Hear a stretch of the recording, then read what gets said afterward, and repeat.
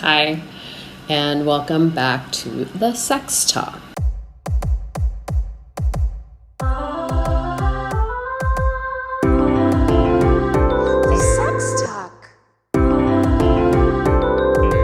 The Sex Talk. Today I wanted to address what's going on in the world, something that has been brought to light because of recent events, but that's been actually going on for a long time, and that is systematic racism, systematic oppression, white supremacy has been happening for a really long time in our country, and now we are actually finally being able to witness it as a world that is connected with cameras and videos and all sorts of, the social media world where everything is connected now and everything is being recorded. In light of recent events, it's actually been really, really positive in the sense that it's going to spark change because now people know what has been going on for as long as I can remember. None of this is shocking or surprising to me. I grew up in the United States, and as you can see, I'm a non-white person, so a person of color, specifically South Asian or East Indian. I grew up in the 70s in Northern California in a suburb. And so I experienced a lot of racism. I've been doing a lot of work around this for a long time, on and off, and more so this week because a lot of things have come up where I've had to confront my own complicity, conformity, ways that I have supported the system instead of fought the system. And in so doing, I have been doing some more reflecting around what I experienced as a youngster, of people making fun of me, things like that, things that certainly shaped how I was, of course, wanting to conform being a big part of it. The reason I wanted to do this talk is because I chose sexuality as my cause because, and I think I wasn't really aware as to why I chose the queer community to find solace in, but it was because the South Asian or Indian community, they were conformists as well. At least my experience of it was that there was a lot of conformity in the South Asian community, as well as a lot of sexism and homophobia. So while in the normal day-to-day world, I was experiencing racism, but then if I went back to my own community, I was experiencing colorism, which is huge in the South Asian community. Colorism is when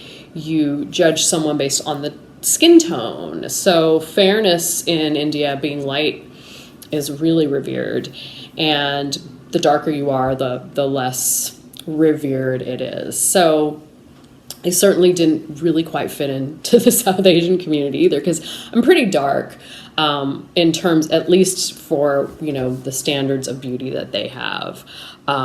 So as I grew older, I started identifying as queer, and I started seeking solace in that community because that community felt to me more in line with at least what felt good for me.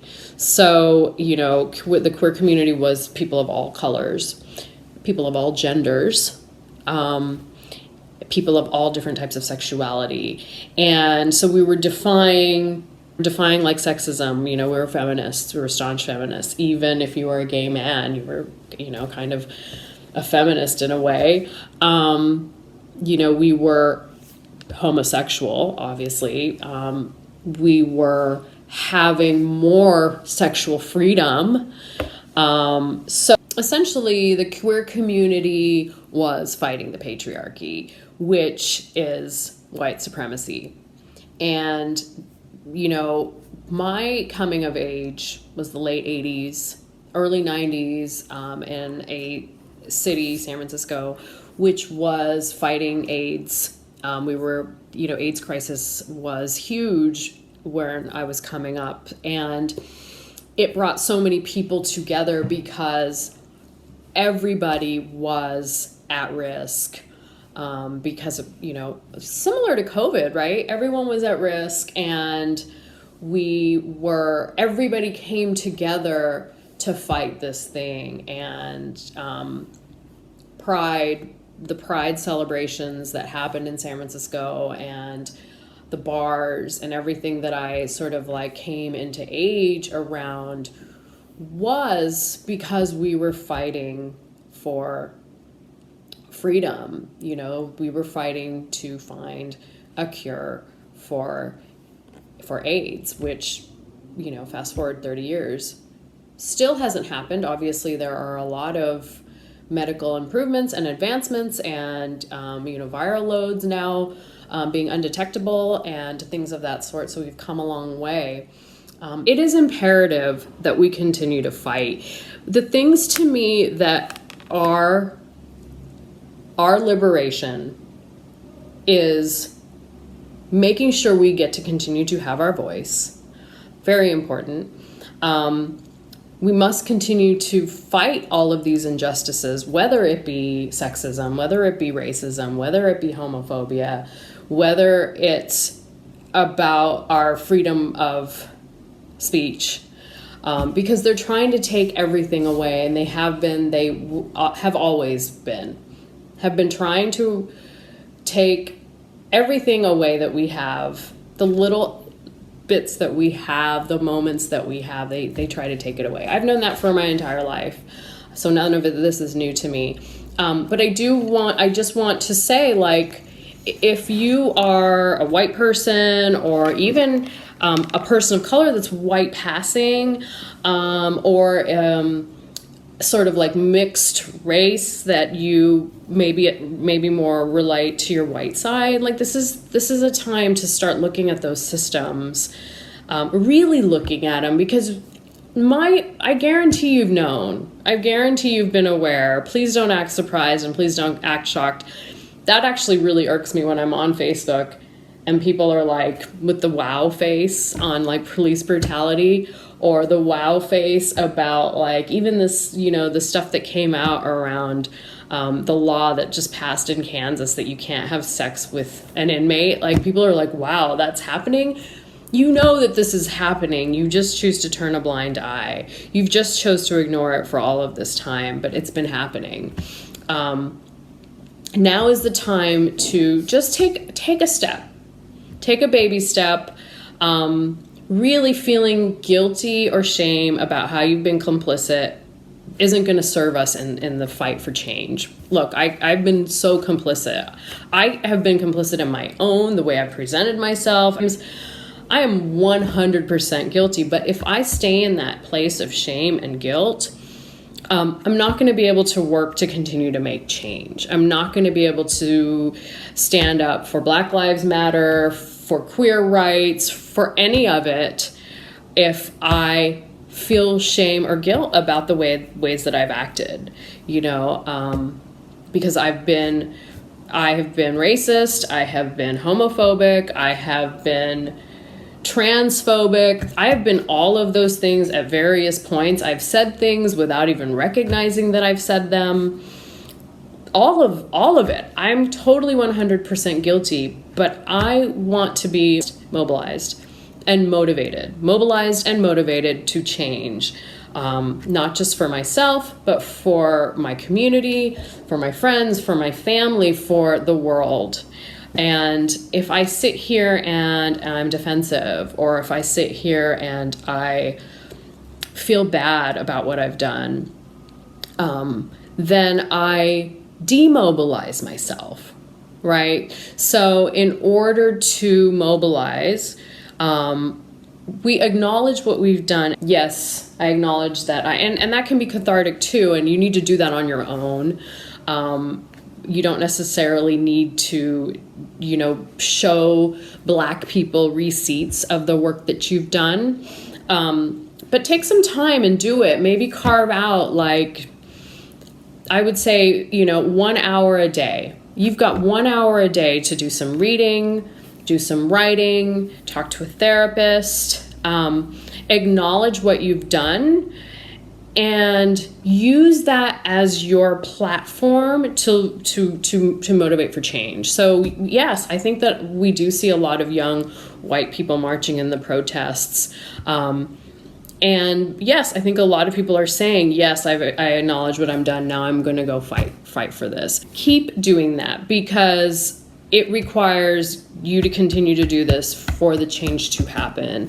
If you're donating to causes and money's tight, I suggest doing a smaller amount, just doing it on a monthly basis, in perpetuity, because I think that, like, don't just do it for a month. Don't just do it this month. Set something up where it's pulling out of your account for the next 12 months, the next 36 months, the next 5 years, because we need to keep fighting this. Pick some organizations. I'll put some links down below, but pick some organizations that you know are going to be in it for the long haul, and start contributing. For me as a mental health professional, I think contributing to mental health, like there's the mental health directory,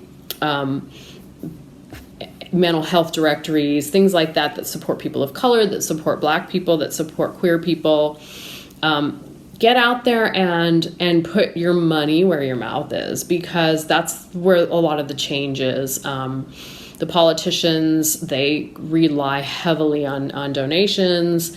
And in order to mobilize this country, we do need to start mobilizing financially.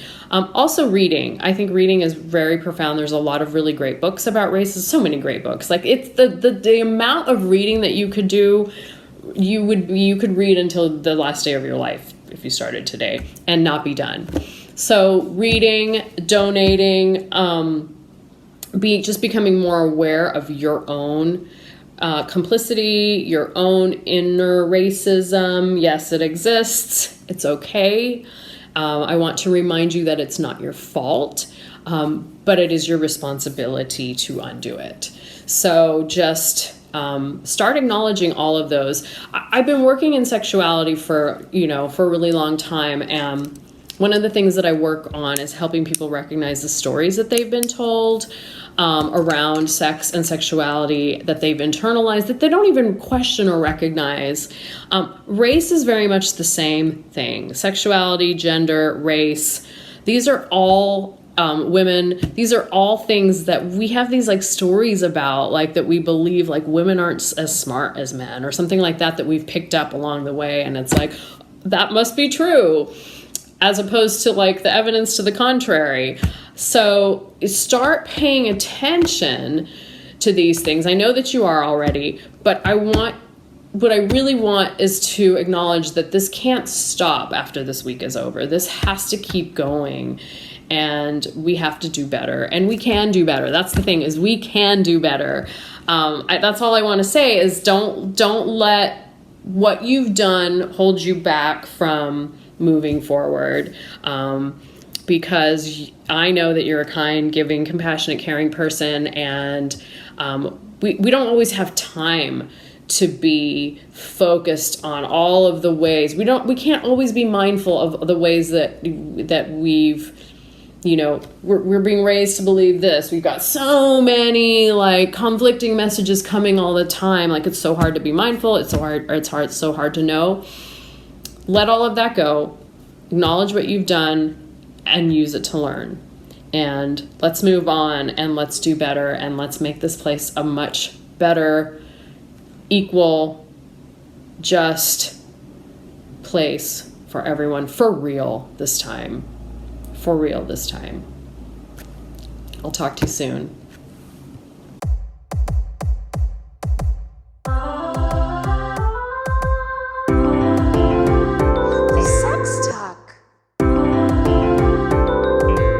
Sex Talk.